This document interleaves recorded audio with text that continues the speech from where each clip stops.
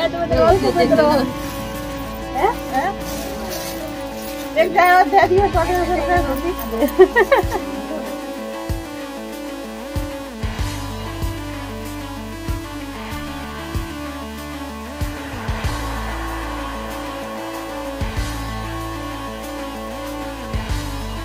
Hello Radhe Radhe दोस्तों, स्वागत है आप सभी का मेरे आज के इस ब्लॉग में। कैसे हो आप सब? अच्छे हैं ना? आई होप आप सभी लोग बढ़िया होंगे, मज़े में होंगे। मैं भी अच्छी हूँ। और अभी हो रहा है शाम का टाइम और यहाँ बाहर का मौसम, वैसे तो अब सर्दियाँ हैं तो सर्दियों में जल्दी जो है दिन छुप जाता है। और अभी मैं आपको यहाँ पे आलू की खेती दिखाऊँ कि हमारे घर के सामने ही खेत है तो वहाँ पे आलू की खेती हो रही है। तो ये देखिए दूर दूर तक जहाँ तक नज़र जा रही है सभी में ना पूरे में आलू की खेती हो रही है। ये मेड़ बना करके खेती होती है आलू की। देखिए मतलब इसमें ये वाला जो खेत है हमारे घर के सामने है, उसमें आगे की साइड तो अभी पौधे नहीं निकले हैं, लेकिन पीछे की साइड देखिए हल्के हल्के पौधे निकल आए हैं। और इसके बगल में है, इसमें शायद पहले ही हो चुकी होगी आलू, पहले ही आलू जो वो उग चुके होंगे तो इसमें जो है पौधे थोड़े थोड़े बड़े हो गए हैं। और ये खेत हमारे गांव में रहने वाले लोगों के हैं, लेकिन हमारे नहीं है। हमारे खेत जो है यहाँ से थोड़ा सा दूर पड़ते हैं, जहाँ हमारे सबसे बड़े ताऊ जी रहते हैं, वहाँ हैं हमारे खेत। और हमारे खेतों में भी आलू ही हो रहे हैं इस वक्त।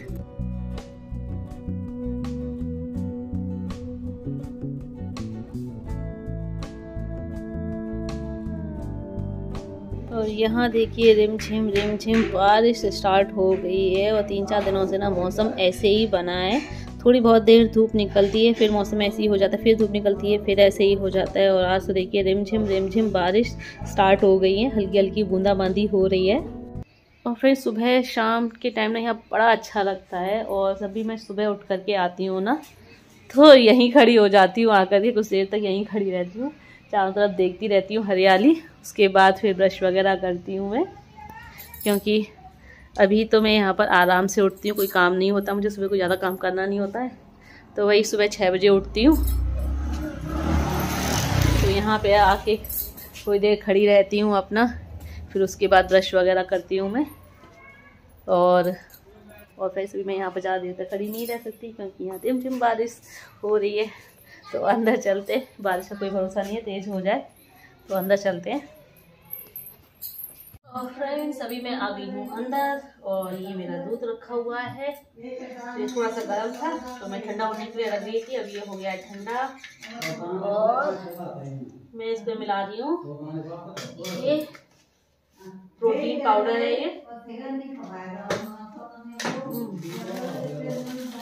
ये मुझे सुबह शाम लेना होता है दूध में करके। और मैं रात को जो है सोते टाइम दूध नहीं पीती हूँ, पहले दूध नहीं पीती हूँ, अभी शाम को ही पी लेती हूँ। जैसे 4-5 बजे दूध पी लेती हूँ अपना, मैं रात को नहीं पीती क्योंकि फिर मुझे जो है रात को दूध पीने से दिक्कत हो जाती है, तो पेट अजीब सा जाता है, फूल सा जाता है, गैस बनने लगती है। तो फिर इसलिए मैं रात को नहीं पीती हूँ, इस टाइम शाम को पी लेती हूँ।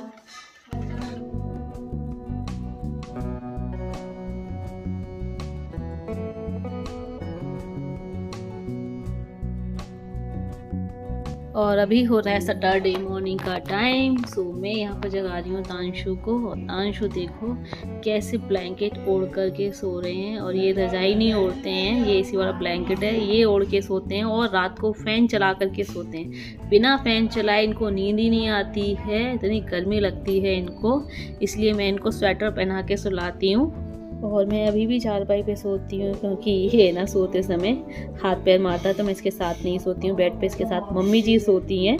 और मम्मी जी और मैं रात भर इसको बीच बीच में जग कर के जो है रजाई ब्लैंकेट उड़ाते रहते हैं, फिर भी ये पता नहीं लात मार के सब खोल देता, खुला पड़ा रहता है, इसलिए इसको स्वेटर पहना के सुलाती हूँ। मुझे मालूम है कि इसे चाहे कितना भी हम लोग बीच बीच में उड़ाते रहें, इसको सोना ऐसे ही है, बिना उड़े हुए, तो स्वेटर पहन के ही सोता है। और ये जो ब्लैंकेट है मल्टी कलर का है, मैं इसे फोल्ड कर रही हूँ ना, पता इसमें से कितना भी अच्छे से फोल्ड कर लूँ, पता नहीं फिर भी कहीं ना कहीं से टेढ़ा मेढ़ा भागता है ये।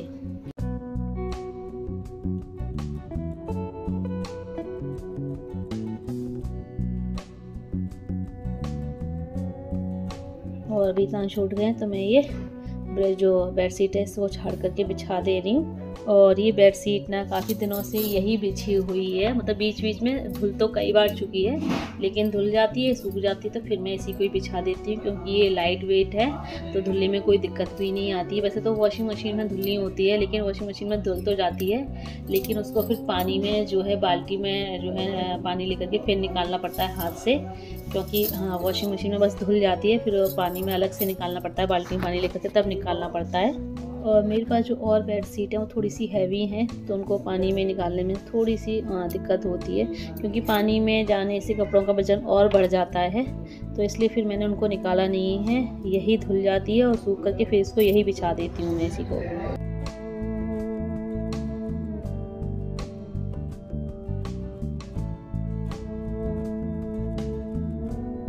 और आज है थर्सडे और अभी सुबह का टाइम हो रहा है, सॉरी मैं जाऊँगी किचन में खाना बनाना। भी खाना नहीं बना है, और आप में से बहुत से लोग कहते हैं कि आपको प्रेगनेंसी के ऐसे टाइम पे, वैसे तो मैं हमेशा ससुराल में साड़ी पहनती हूँ, तो आप लोग बोल रहे थे कि कम से प्रेगनेंसी के टाइम पे मैं साड़ी ना पहनूँ, मुझे प्रॉब्लम होती होगी, तो मैं सूट या मैक्सी पहन लिया करूँ।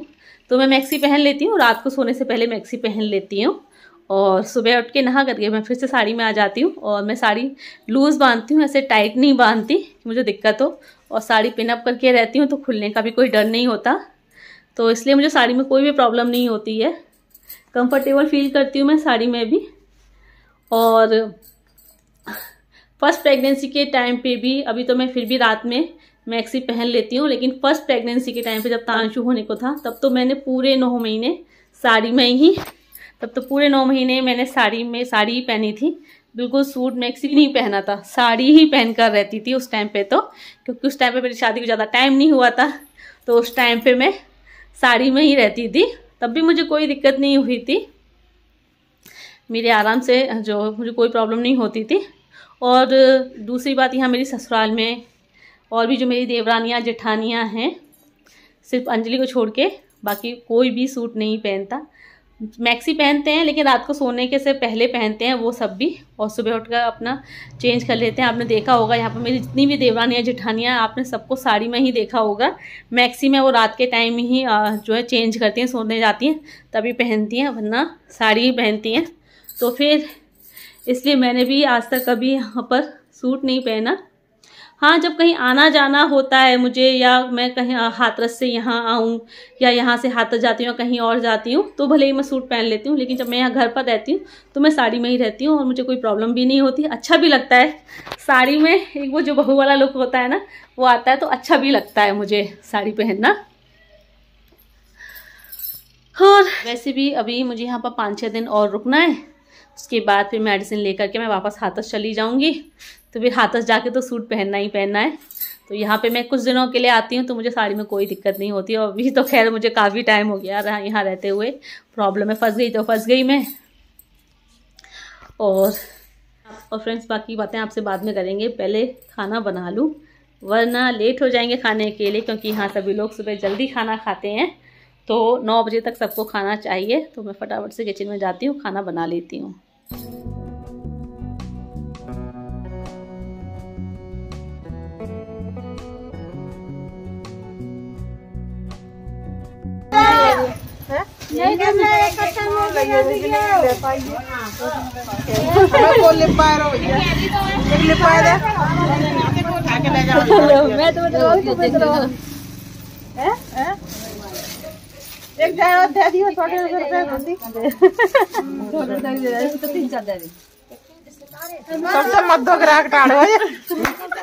मध्य ग्राहक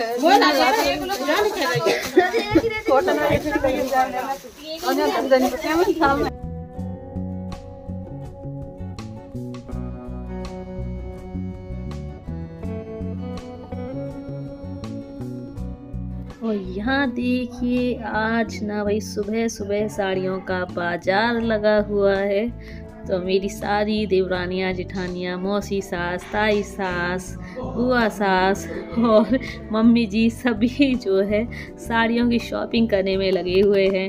और पूनम दीदी, रेनू बार बार इस रेड साड़ी को देख रही थी। उनकी नज़र बार बार इसी रेड साड़ी पे जा रही थी, बट जो है अपना माइंड ही मेकअप नहीं कर पा रही थी कि इसको लेना है कि नहीं लेना है। फिर कभी दूसरी साड़ी पे नज़र मारने लगती है, अरे ये भी अच्छी लग रही है, ये भी अच्छी लग रही है। वैसे भी होता है ना, जब इतनी सारी साड़ियाँ हों और सभी अच्छी हों तो माइंड कंफ्यूज हो ही जाता है कि कौन सी लें कौन सी ना लें। और ये भैया जो साड़ी वाले भैया हैं, ये हर तरीके की साड़ी लेकर के आए हैं, मतलब डेली वेयर भी है इन पे और पार्टी वेयर भी साड़ियाँ हैं और अच्छी साड़ियाँ हैं, सही रेट में भी हैं, महंगी भी नहीं है। तो रेनू ने फिर ये वाली रेड साड़ी ले ली है और मम्मी जी ने ये ब्लैक कलर की डेली में पहनने के लिए साड़ी ली है। ये भी काफ़ी अच्छी है और इसका कपड़ा भी काफ़ी सॉफ्ट है, मम्मी जी पे अच्छी भी लगेगी। तो मम्मी जी ने अपने डेली पहनने के लिए साड़ी ली है। और आप लोग पूछोगे कि सभी लोग साड़ियाँ ख़रीद रहे हैं तो आपने भी ली है साड़ी या नहीं। तो मैंने साड़ी नहीं ली क्योंकि मेरे पास साड़ियाँ हैं। अभी मामा के यहाँ गई थी तो वहाँ से ही मुझे 2 साड़ियाँ मिल गई थी और फिर अभी छोटा भाई भी तौज पे ले आया था, तो मुझे अभी साड़ी की ज़रूरत नहीं थी तो मैंने नहीं ली।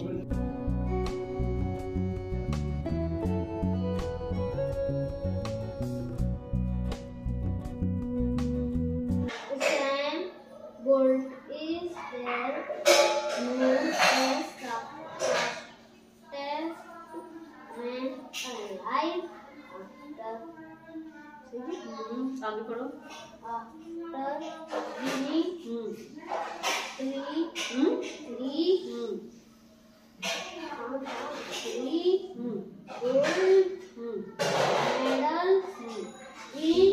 और अभी हो रहा है शाम का टाइम, तो मैं यहाँ पर बैठ करके तांशु को पढ़ा रही हूँ। और अभी तांशु जो है मेरी वजह से स्कूल नहीं जा पा रहा, उसकी पढ़ाई का बहुत लॉस हो रहा है, ये मैं भी समझ रही हूँ।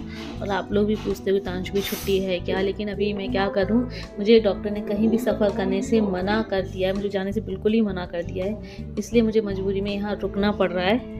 और तांशु को भी मैं अकेले उनके साथ नहीं भेज सकती कि उनके साथ अकेले रहने के लिए भेज दूँ तांशु के बाबा के साथ, तो वो सबको संभाल लेंगे, वो भी नहीं संभाल पाएंगे।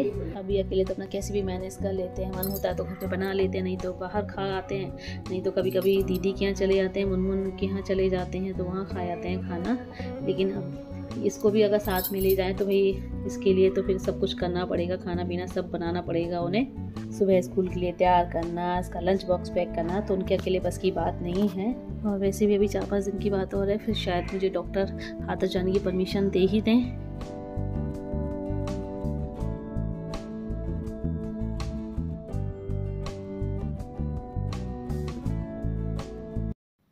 और फ्रेंड्स अभी हो रहा है रात का टाइम, तो खाना खा करके फ्री हुई हूँ मैं, सोचा थोड़ी देर आप लोगों से बात कर लूँ। और अभी लाइफ ना बड़ी बोरिंग हो गई है, ये 1-1.5 महीने से ना टाइम कटता नहीं है बिल्कुल भी मेरा, बहुत बोरिंग सी हो गई। ज़्यादा कुछ काम भी है नहीं घर में करने के लिए, बस किचन का काम होता है जो मैं करती हूँ। कपड़े धुलती हूँ, कपड़े भी कौन से डेली धुलने होते हैं, वो कपड़े भी वॉशिंग मशीन में धुलने होते हैं और डेली धुलती नहीं हूँ मैं, 1 दिन छोड़ के धुलती हूँ, 1 दिन या 2 दिन छोड़ के धुलती हूँ। सो कोई ज़्यादा काम भी नहीं है घर में, तो पूरा दिन लेट ही रहती हूँ। अब कितना लेट हूँ, ज़्यादा चल फिर भी नहीं सकती हूँ, तो थोड़ा बहुत चलती फिरती भी हूँ, क्योंकि पूरे दिन लेटे रहना भी सही नहीं है, तो थोड़ा बहुत चलती फिरती भी हूँ, थोड़ा बहुत रेस्ट भी करती हूँ। और दिन में सो लेती हूँ तो रात में नींद नहीं आती, 11-12 बजे तक मैं जगती रहती हूँ। और मैंने ना सुंदरकांड का पाठ चालू किया, आप लोग भी बोल रहे थे कि सुंदरकांड और रामायण का जो है पाठ करना चाहिए ऐसे टाइम पे। और मैं फर्स्ट प्रेगनेंसी के टाइम पे भी जो है पूरे 9 महीने सुंदरकांड का पाठ किया था मैंने, और अभी भी मैं सुंदरकांड का पाठ कर रही हूँ। तो ये धार्मिक जो है काम होते हैं, पूजा पाठ होते हैं, अच्छे रहते हैं ऐसे टाइम पे। सो बस इसी तरीके से अभी अपना टाइम काट रही हूँ। और बाकी थोड़ा सा टाइम तांशु को भी देना होता है, तांशु को पढ़ा देती हूँ, तांशु की स्टडी करा देती हूँ, तो बस ऐसे ही मेरा भी टाइम निकल रहा है। और मैं कुछ अभी ज़्यादा वीडियो भी शूट नहीं कर पा रही हूँ, तो बहुत दिनों बाद मेरा ये ब्लॉग आ रहा है, तो अभी ऐसे ही दिन कट रहे हैं। अब 2-3 दिन बाद डॉक्टर के यहाँ जाऊँगी दिखाने, फिर वहाँ डॉक्टर चेकअप करेंगे, उसके बाद पता चलेगा, फिर डॉक्टर से पूछूँगी कि मैं हाथरस जा सकती हूँ या नहीं जा सकती हूँ। सो अगर डॉक्टर परमिशन दे दें तो अच्छा है, तो मैं हाथरस चली जाऊँ। तो तांशु की भी जो है स्टडी का बहुत लॉस हो रहा है, तो अब बस यही है। अब 2-3 दिन बाद जाएंगे डॉक्टर के पास, देखें डॉक्टर क्या कहते हैं। और वैसे तो फ़िलहाल कोई प्रॉब्लम नहीं है, बस थोड़ी बहुत ये कॉन्स्टिपेशन की प्रॉब्लम हो जाती है, तो वो तो अभी डॉक्टर ने बोला रहेगी मुझे। वैसे दवाइयाँ भी दी हैं उन्होंने मुझे, अभी तो दवाई खा रही हूँ। अब डॉक्टर के यहाँ जाएंगे 2-3 दिन बाद, फिर उसके बाद देखते हैं क्या होता है। और फ्रेंड्स, इस टाइम पे इतने सारे शादी फंक्शंस आ रहे हैं, शादियों का सीज़न चल रहा है, लेकिन मैं कहीं भी नहीं जा पा रही हूँ। आज भी जो है मेरी ननद के यहाँ फंक्शन है, मेरी ननद के देवर की शादी है। शादी तो कल है लेकिन आज दावत है, कल बारात जाएगी। तो इनविटेशन आया हुआ था लेकिन मैं नहीं जा पाई हूँ। लेकिन यहाँ से मेरे देवर देवरानी गए हुए हैं, मौसी सास के बेटे बहू भी गए हैं, विजय भैया अंजलि भी गए हुए हैं, और ये भी हाथरस से, तांशु के पापा भी हाथरस से पहुँच जाएंगे। तो सब लोग जो हैं शादी फंक्शन अटेंड कर रहे हैं, लेकिन मैं ही नहीं जा पा रही हूँ क्योंकि मैं क्या करूँ। तो मुझे बड़ा तो मुझे अच्छा नहीं लग रहा है, मतलब सभी लोग शादी फंक्शन एंजॉय कर रहे हैं और मैं यहाँ बैठी हुई हूँ। चलो कोई नहीं, शादी फंक्शन तो होते चलते ही रहते हैं, हर साल आते जाते हैं, किसी ना किसी की शादी आती ही रहती है। फैमिली बड़ी है तो भैया हर साल शादी फंक्शन निकल ही आते हैं, है ना। नेक्स्ट ईयर अटेंड करेंगे। फिलहाल आप लोगों से विदा ले लेते हैं दोस्तों। तो वीडियो को लाइक कर दीजिएगा और जो न्यू है चैनल को सब्सक्राइब करें। जल्दी मिलते हैं आप लोगों से फिर एक नई अच्छी सी ब्लॉग के साथ। Bye bye, see you, take care.